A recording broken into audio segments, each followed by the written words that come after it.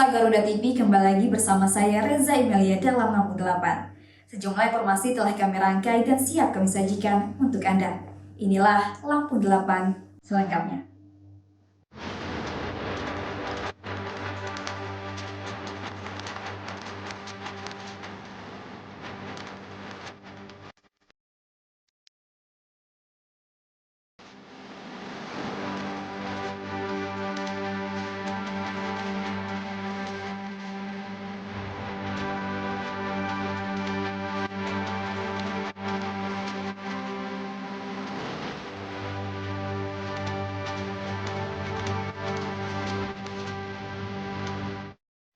TNI Angkatan Laut amankan ribuan botol arak.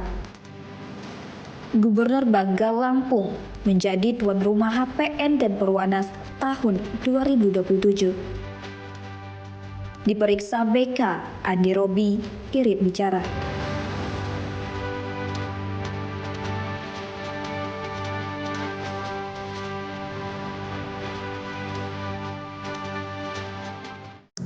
Yang berita selanjutnya, Pangkalan TNI Angkatan Laut atau Lana Lampung kembali menunjukkan komitmen tegas dalam menjaga pintu masuk Pulau Sumatera dari peredaran barang ilegal. Pada Senin pagi 9 Februari 2026, Lana Lampung menggelar press release terkait keberhasilan penggagalan penyelundupan ribuan botol minuman keras jenis arak Bali di kantor Satker Panjang. Keberhasilan ini merupakan hasil pengetatan pengawasan oleh tim Satgas Ovid BKO TNI Angkatan Laut Lana Lampung yang bersiaga di Pelabuhan Penyeberangan ASDP Bakauni. Dalam operasi tersebut, petugas mencurigai sebuah truk cold diesel dengan nomor polisi DK8513HF. Setelah dilakukan pemeriksaan mendalam, petugas menemukan ribuan botol minuman keras yang disembunyikan di dalam muatan. Dari hasil pencacahan, total barang bukti yang diamankan mencapai 1.748 botol arak Bali dan 6 jerigen kapasitas 45 liter. Palaksa Lana Lampung Mayor Laut Firman menyatakan bahwa pengemudi truk berinisial IPS, seorang sopir ekspedisi asal Tabanan, Bali, tidak dapat menunjukkan dokumen resmi atas muatan tersebut. Minuman keras ilegal ini diketahui milik sebuah ekspedisi di Bali dan rencananya akan didistribusikan ke berbagai wilayah di Provinsi Lampung. Sebagai wujud transparansi dan sinergi antara instansi, Lana Lampung secara simbolis menyerahkan seluruh barang bukti tersebut kepada Kantor Pengawasan dan Pelayanan Bea dan Cukai Bandar Lampung untuk diproses secara hukum lebih lanjut. Langkah tegas ini diambil guna menekan peredaran barang ilegal yang berpotensi merusak ketertiban umum serta kesehatan masyarakat.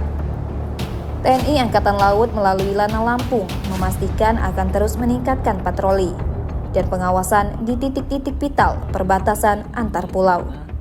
Dari Bandar Lampung, Tim Liputan Garuda TV, Alwinsyah melaporkan. Ya pemirsa, Gubernur Lampung Rahmat Mirzani Jausal menyampaikan apresiasi dan terima kasih kepada Persatuan Wartawan Indonesia atau PWI Pusat atas kepercayaan memilih Lampung menjadi tuan rumah Hari Pers Nasional dan Pekan Olahraga Wartawan Nasional atau Perwanas 2027. Gubernur berkomitmen siap menjadi tuan rumah yang baik dan sukses, baik dari sisi penyelenggaraan fasilitas maupun dukungan kebijakan. Gubernur Mirza usai menghadiri puncak peringatan HPN 2026 di halaman Masjid Al-Batani, Kompleks Pemerintah Provinsi Banten pada Senin 9 Februari 2026. Menegaskan komitmen pemerintah Provinsi Lampung mendukung penuh pelaksanaan dua agenda nasional insan, Pors HPN dan Porwan 2027 di Lampung. Gubernur menegaskan Pemprov Lampung siap menjadi tuan rumah yang baik dan sukses, baik dari sisi penyelenggaraan, fasilitas, maupun dukungan kebijakan.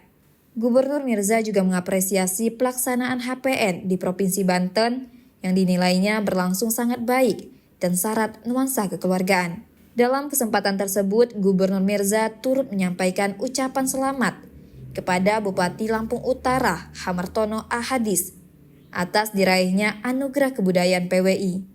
Gubernur Mirza juga menyatakan kebanggaannya atas tampilnya seni budaya Lampung, tari Bedayo Abong Siwomigo, pada pentas kebudayaan HPN. Ketua Umum PWI Pusat Ahmad Munir mengapresiasi sikap pemerintah Provinsi Lampung yang sejak awal menunjukkan komitmen kuat dalam mendukung penyelenggaraan HPN dan Perwanas 2027. Surat dukungan Gubernur Lampung telah dibahas dalam Rakernas, Siwo, dan Konferensi Kerja Nasional. Dua agenda besar tersebut secara bulat memutuskan Lampung sebagai tuan rumah HPN dan Perwanas 2027. Ahmad Munir menambahkan PWI Pusat akan segera menindaklanjuti dukungan tersebut dengan pembahasan kebijakan dan aspek teknis guna memastikan kesuksesan penyelenggaraan HPN dan Perwanas di Lampung pada 2027 mendatang. Dari Banten, Tim Liputan Garuda TV melaporkan. Ya pemirsa, anggota DPRD Provinsi Lampung dari fraksi PDI Perjuangan Andi Robi menjalani pemeriksaan di Badan Kehormatan DPRD Provinsi Lampung terkait dugaan pelanggaran kode etik dalam kasus pengebisan ban mobil milik mahasiswa pada Senin 9 Februari 2026. Usai menjalani pemeriksaan, Andi Robi memilih irit bicara kepada awak media dan meminta wartawan menanyakan ke yang berwenang, yaitu Badan Kehormatan DPRD Lampung. Andi Robi terlihat mengenakan batik bermotif bernuansa merah.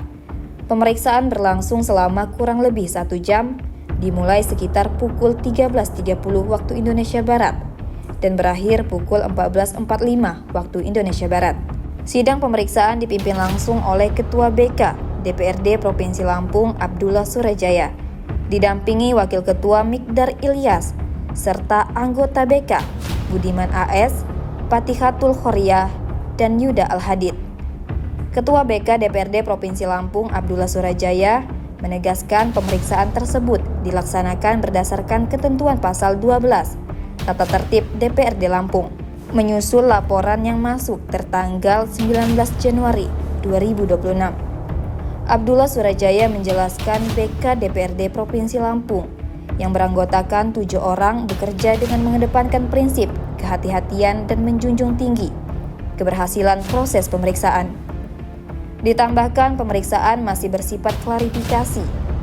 BK belum masuk pada tahapan pengambilan keputusan karena masih akan mendalami materi laporan melalui pembuktian dan keterangan saksi.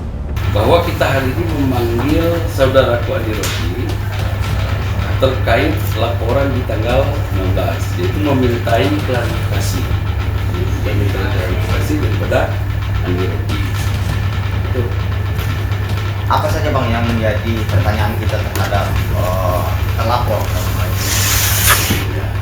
Jadi seperti saya sampaikan tadi bahwa Badan Kehormatan ini dari 7 anggota Badan Kehormatan ini bersepakat karena melihat di dalam tata cara beracara di pasal 17 itu penting dan wajib.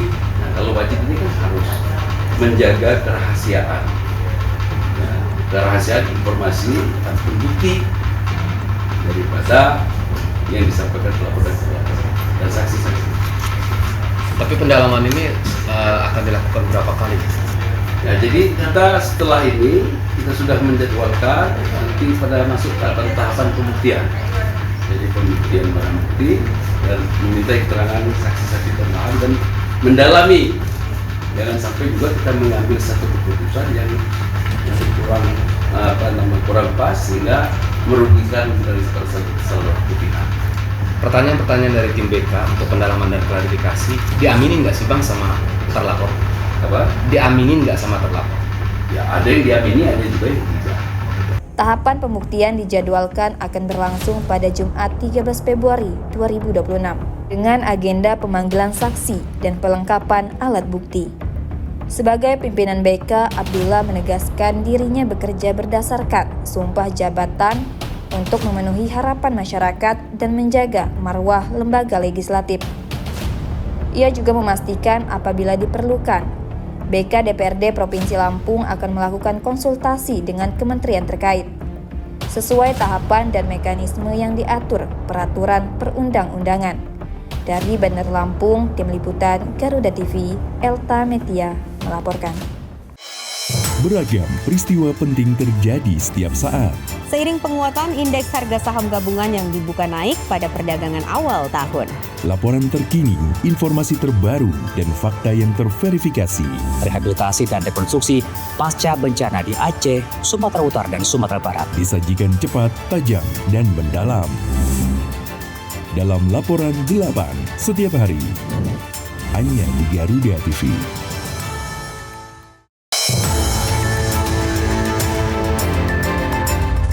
Yang pertama dan paling hangat, informasi yang menemani Anda memulai ragam aktivitas. Dan alhamdulillah sekarang sudah bisa kita lepas. Besok pagi akan dilakukan pemeriksaan medis. Jadikan pagi Anda lebih berarti dengan kabar terkini. Laporan 8 pagi.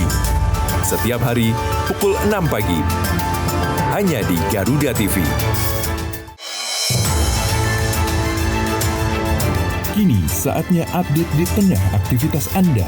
Bukaan 100 kg sabu jaringan Asia Tenggara. Tak menghambat berjalannya sejumlah program prioritas yang tertuang dalam Asta Cita. Berita terhangat, analisis singkat, dan perkembangan terpenting siang ini.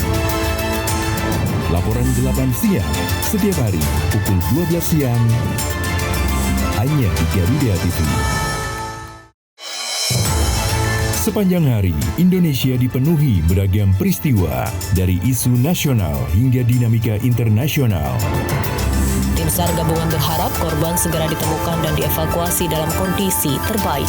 Kami hadirkan informasi terkini, akurat, dan terpercaya dalam rangkuman berita malam hari Anda. Laporan 8 malam, setiap hari pukul 10 malam. Hanya di Garuda TV. Ya pemirsa, polisi berhasil mengidentifikasi identitas mayat laki-laki yang ditemukan dengan kondisi kepala terbungkus plastik di penginapan kawasan Labuhan Ratu, Bandar Lampung. Mayat laki-laki itu bernama Hindra Jaya, berusia 61 tahun, warga desa Pakulonan Barat, Kecamatan Kelapa II, Kabupaten Tangerang, Provinsi Banten.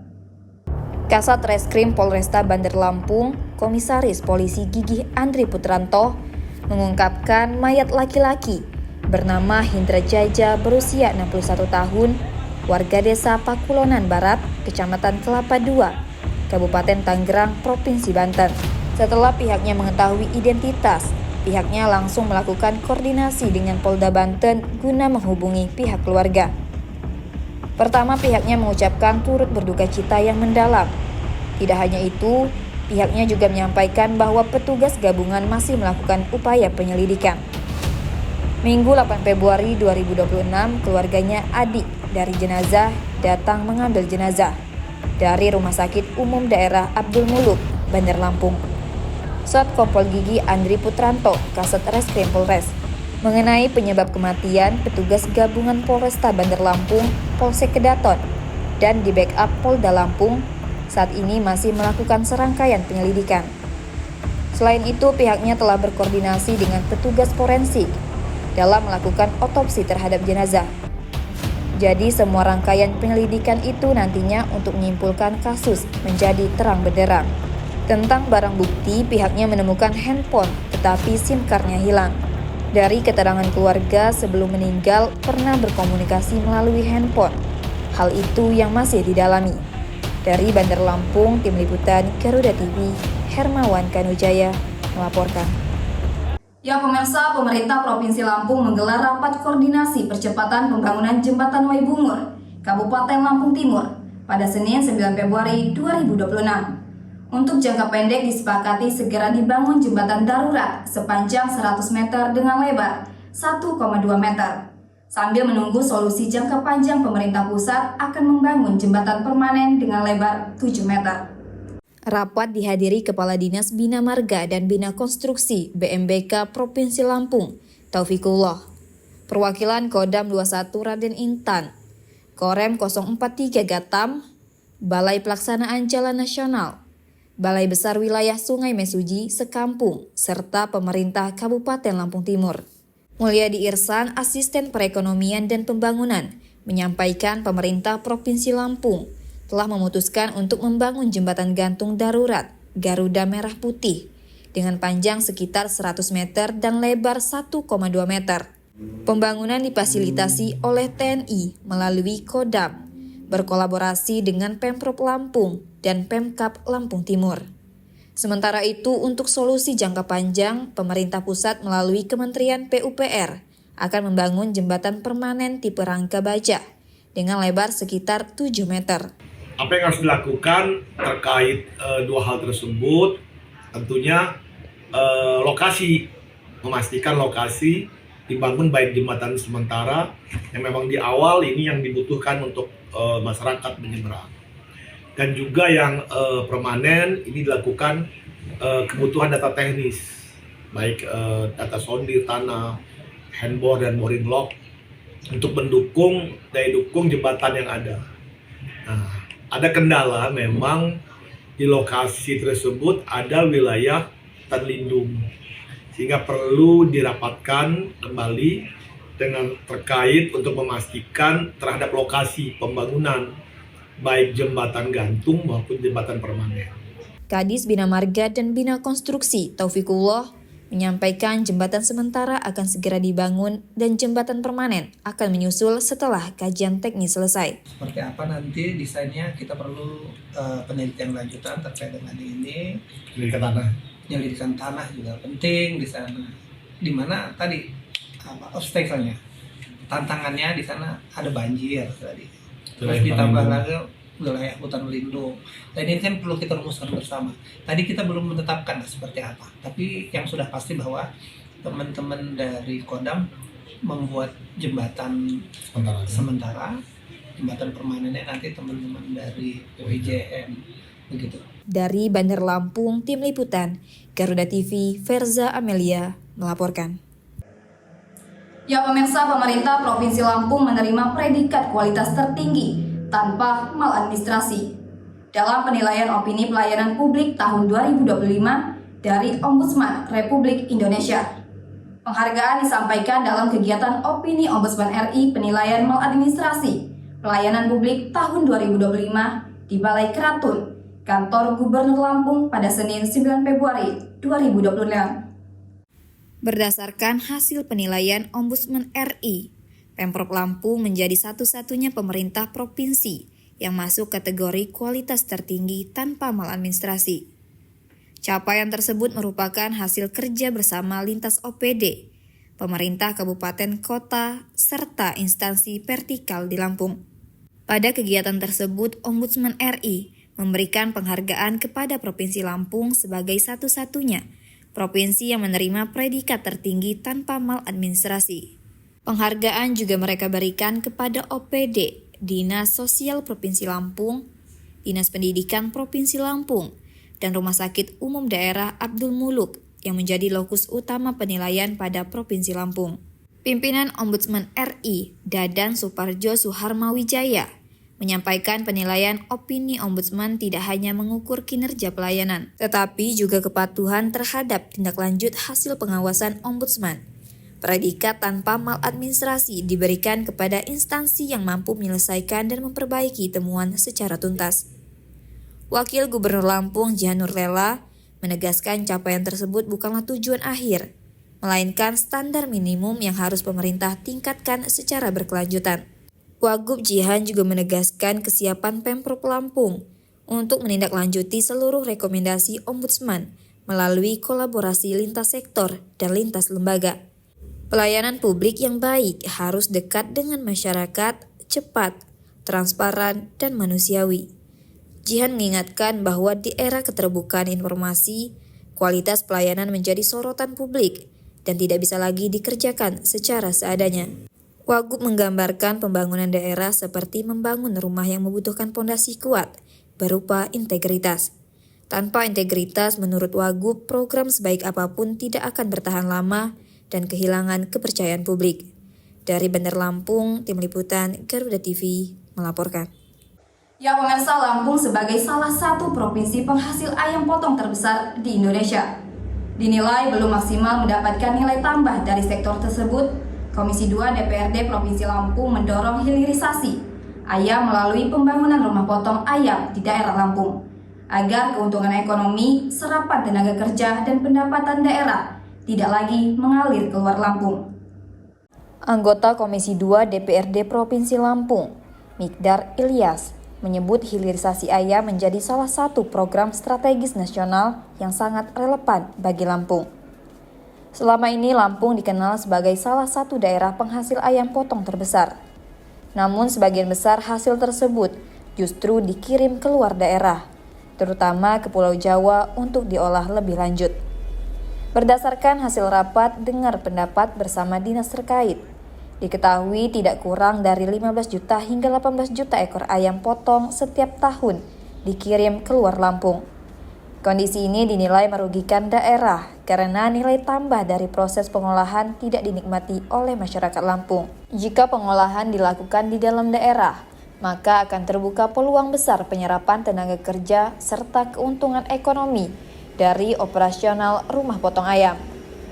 Perhitungan sederhana menunjukkan jika setiap ekor ayam memberikan nilai tambah sekitar Rp3.000, maka dari 16 juta ekor saja sudah memberikan potensi perputaran ekonomi hingga hampir 50 miliar rupiah. Ditambah lagi rencana pembangunan sekitar 1.300 dapur makan bergizi gratis MBG di Provinsi Lampung dinilai akan semakin memperkuat kebutuhan pasar terhadap ayam potong. Hal ini akan menjadi rangsangan besar bagi para peternak untuk meningkatkan produksi. Komisi 2 DPRD Provinsi Lampung menyatakan dukungan agar Lampung memiliki lebih banyak rumah potong ayam, sehingga hilirisasi benar-benar terjadi di daerah. Keterkaitan Lampung ini salah satu provinsi yang hilirisasi terhadap ayam potong. Nah ini sebenarnya ini kan memang individu, ini kan sesuarakan. Ya kenapa? Saya mendengar keluhan yang disampaikan oleh Dinas Peternakan, yang disampaikan oleh salah satu pengusaha yang mengelola, yang ngolah ayam potong menjadi ayam pilet. Yang mana selama ini Lampung ini kan salah satu provinsi mungkin terbesar penghasil ayam potong. Tapi ini nggak kita kelola di sini, sebagian kecil yang kita kelola.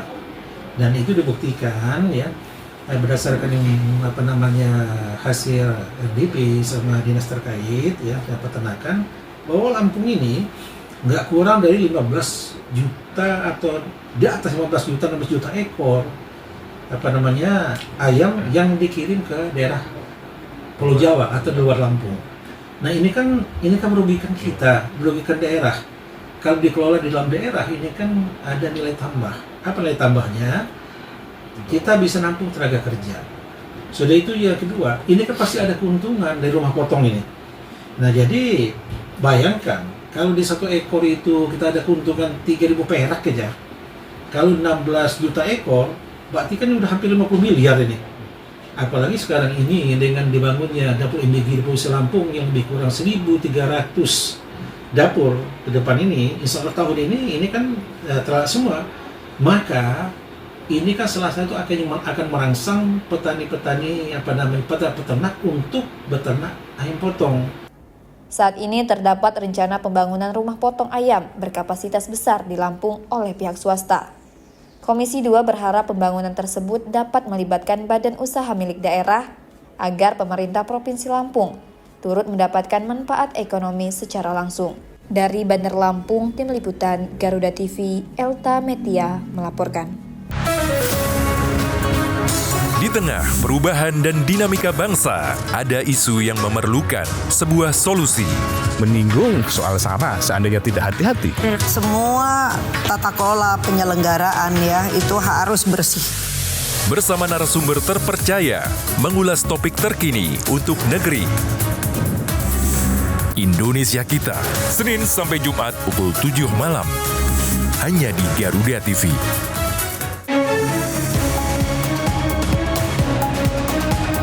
Rangkaian informasi terkini dan mendalam, mengupas peran strategi dan peran penting para pengambil kebijakan. Orang yang bersih, orang yang tidak korup. Kuotanya sudah dinaikkan 15%. Menghadirkan fakta, bukan wacana. Kalau LPMK pun saya tantang. Dalam Kabinet Merah Putih, Senin sampai Jumat pukul 5 sore. Hanya di Garuda TV. Pertanian Andi Amran Sulaiman menyebut, ekonomi terus bergerak cepat dan setiap perubahan membawa dampak besar. Beragam aktivitas dihadirkan. Kami hadir dengan update terkini seputar keuangan, perdagangan, investasi, hingga sektor strategis lainnya. Tahun depan, swasembada white sugar. Jangan lewatkan Ekonomi 8 pukul 10 pagi hanya di Garuda TV. Ya pemirsa, Wakil Bupati Lampung Utara Romli melantik Inji Indriati sebagai Sekretaris Daerah, Dewi Setiawati sebagai Kepala Badan Perencanaan dan Pembangunan Daerah, serta Iwan Purnama sebagai Kepala Badan Kesatuan Bangsa dan Politik. Pelantikan berlangsung di Ruang Siger, Kabupaten Lampung Utara pada Senin 9 Februari 2026. Romli menyampaikan ucapan selamat kepada para pejabat yang baru dilantik. Wakil Bupati Romli menegaskan bahwa jabatan tersebut merupakan amanah dengan beban dan tanggung jawab yang semakin besar dalam mendorong kemajuan daerah. Romli juga menekankan pentingnya disiplin, profesionalisme, dan tanggung jawab seluruh aparatur sipil negara atau ASN. Menurutnya, ASN sebagai pelayan masyarakat dituntut bekerja maksimal dan berorientasi pada pelayanan publik. Ia menegaskan sanksi tegas akan diberikan kepada ASN, termasuk Kepala Organisasi Perangkat Daerah atau OPD yang tidak disiplin dan tidak menunjukkan kinerja optimal. Inji Indriati sebelumnya menjabat sebagai Kepala Badan Pengelola Pajak dan Restribusi Daerah Kabupaten Lampung Selatan.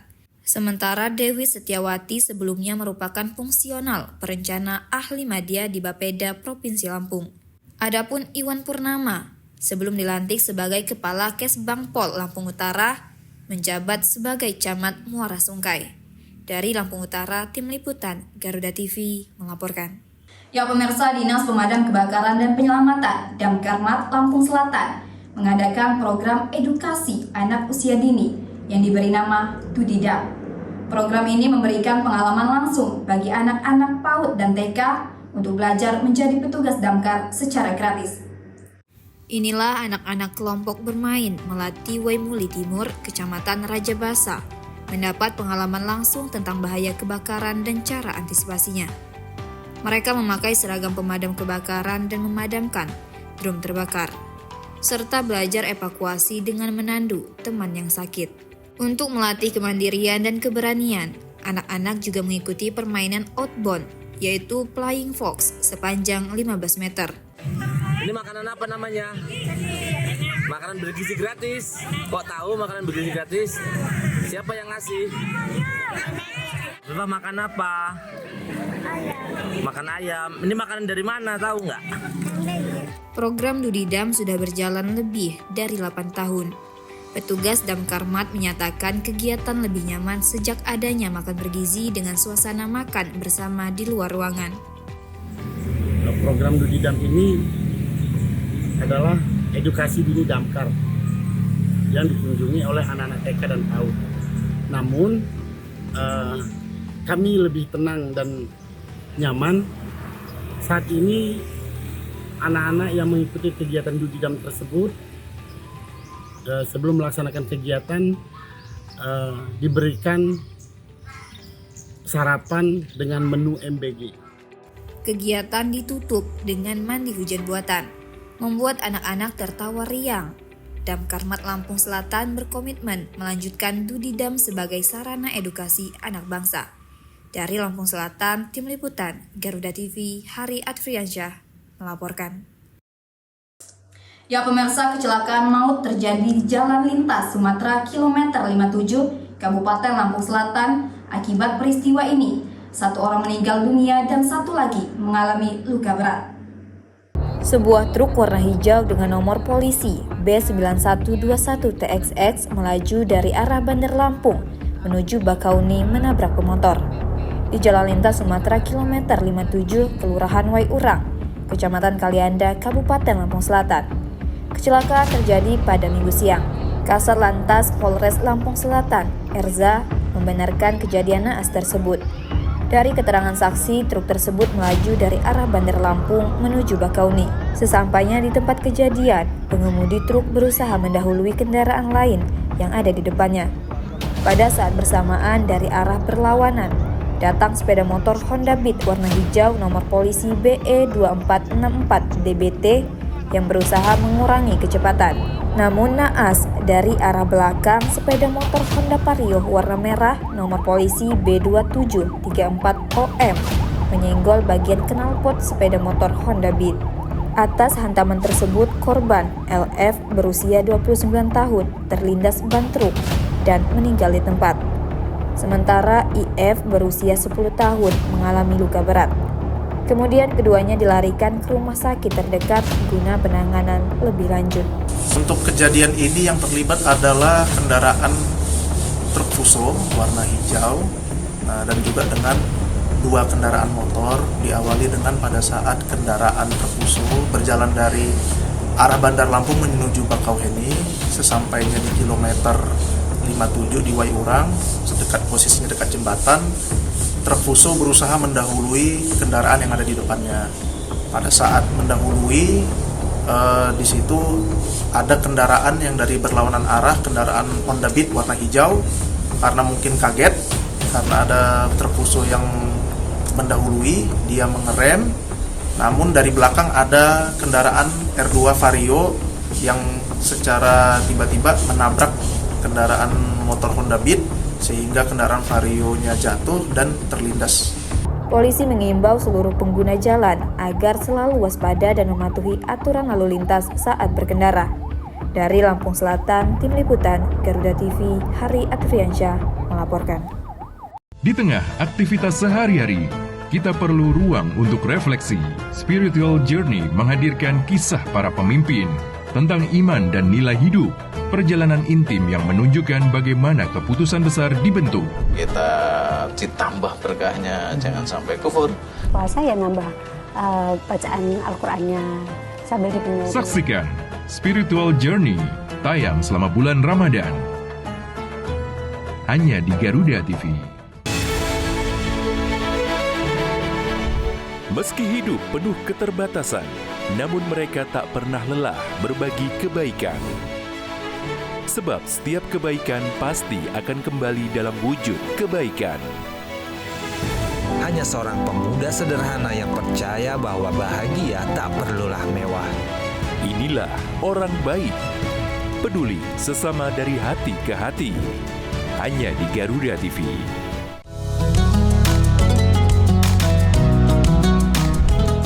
Melalui konsep dakwah santai dan edukatif, mengajak pemirsa memahami ajaran Islam melalui pendekatan ringan dan penuh kehangatan. Atau nanti dikabulkannya di akhirat, nggak dikabulkan di sini. Mengapa manusia tetap harus berdoa? Dari perspektif Islam untuk mempererat toleransi di Indonesia, Harmoni Indonesia. Hanya di Garuda TV.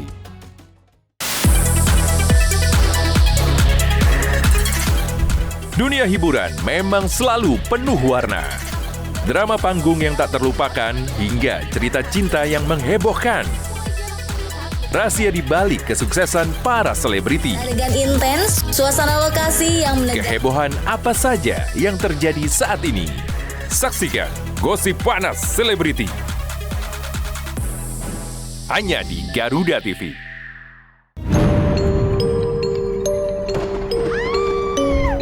Setiap daerah punya daya tarik sendiri. Cerita rakyat yang turun-temurun masih hidup hingga kini. Legenda yang diwariskan hingga misteri yang jarang terungkap. Ratusan peti mati serta berbagai jasad yang dibalut kain. Saksikan Misteri Hidup. Hanya di Garuda TV. Ya pemirsa, prestasi demi prestasi terus ditorehkan Kabupaten Lampung Selatan di bawah kepemimpinan Bupati Radityo Egi Pratama dan Wakil Bupati Muhammad Syaiful Anwar. Kali ini pemerintah Kabupaten Lampung Selatan meraih opini Ombudsman Republik Indonesia kategori kualitas tinggi dalam penilaian maladministrasi penyelenggaraan pelayanan publik tahun 2025. Penghargaan tersebut diberikan oleh Ombudsman RI Perwakilan Provinsi Lampung berdasarkan periode observasi pada September hingga November 2025 pada acara penyampaian hasil penilaian opini Ombudsman RI tahun 2025. Penyerahan penghargaan berlangsung di Gedung Balai Keratun, Kompleks Kantor Gubernur Lampung pada Senin, 9 Februari 2026. Dan diserahkan Wakil Gubernur Lampung, Jihanur Rela kepada PLT Asisten Administrasi Umum Sekdakap Lampung Selatan, Edi Firnandi. Disaksikan Kepala Ombudsman RI Perwakilan Provinsi Lampung, Nur Rahman Yusuf. Penilaian ini mengacu pada Peraturan Ombudsman Nomor 61 Tahun 2025 tentang penilaian maladministrasi penyelenggaraan pelayanan publik sebagai bagian dari fungsi pengawasan pelayanan publik secara nasional. Dalam hasil penilaian tersebut, Kabupaten Lampung Selatan memperoleh nilai 80,51 dengan predikat baik atau kualitas tinggi. Adapun unit layanan yang menjadi objek penilaian meliputi Dinas Sosial, Rumah Sakit Umum Daerah RSUD, serta Dinas Pendidikan dan Kebudayaan. 3 unit layanan tersebut dinilai menunjukkan kualitas pelayanan publik yang baik dan konsisten, memenuhi standar pelayanan kepada masyarakat. PLT Asisten Administrasi Umum Sekdakap Lampung Selatan, Edi Firnandi, menyampaikan apresiasi atas capaian tersebut. Ia menegaskan bahwa penghargaan tersebut merupakan hasil kerja bersama seluruh perangkat daerah dalam meningkatkan kualitas pelayanan publik.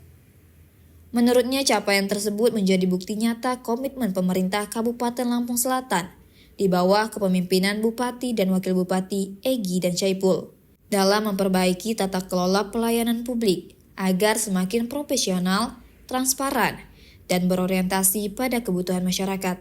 Edi juga menegaskan bahwa hasil penilaian Ombudsman RI akan dijadikan bahan evaluasi dan penguatan sistem pelayanan publik ke depan. Pemkab Lampung Selatan berkomitmen mendorong pelayanan yang semakin cepat, mudah, serta akuntabel bagi masyarakat. Penghargaan ini sekaligus mempertegas posisi Kabupaten Lampung Selatan sebagai salah satu daerah di Provinsi Lampung yang serius membangun pelayanan publik berkualitas dan berintegritas, sejalan dengan semangat reformasi birokrasi dan peningkatan kinerja pemerintah daerah. Dari Bandar Lampung, Tim Liputan Garuda TV melaporkan. Ya, pemirsa, Polres Lampung Selatan menggagalkan upaya penyelundupan narkotika saat pemeriksaan rutin di Pelabuhan Bakauni, Lampung. Ribuan catering liquid yang mengandung zat berbahaya berhasil diamankan dari jaringan narkoba antar provinsi. Petugas Satuan Reserse Narkoba Polres Lampung Selatan bersama KSKP Bakauni melakukan pemeriksaan rutin di area Pelabuhan Bakauni. Dari hasil pemeriksaan, polisi mengamankan 964 catering liquid yang diduga mengandung zat berbahaya. Pengembangan kemudian dilakukan hingga ke Jakarta Utara. Dalam pengungkapan tersebut, 1 orang tersangka berinisial RA berhasil diamankan. Sehari berselang pada 22 Januari 2026, polisi kembali menemukan 1.896 catering liquid di dalam kendaraan ekspedisi di Pelabuhan Bakauni. Dari 2 pengungkapan tersebut, total 2.860 catering liquid berhasil diamankan.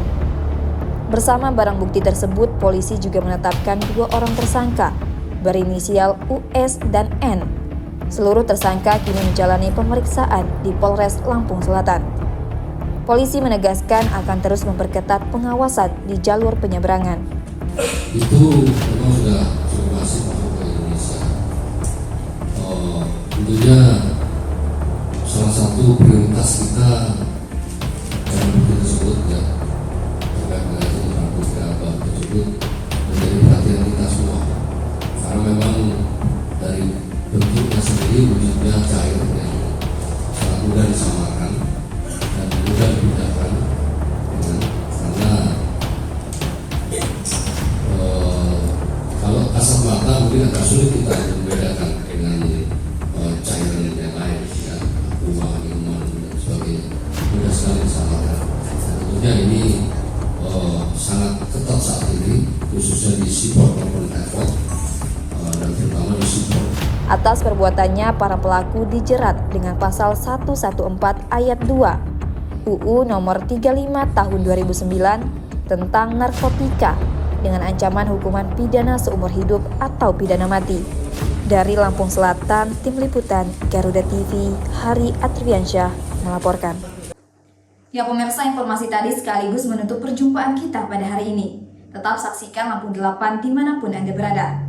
Saya Reza Imelia beserta kru dan jajaran yang bertugas pamit undur diri dan sampai jumpa.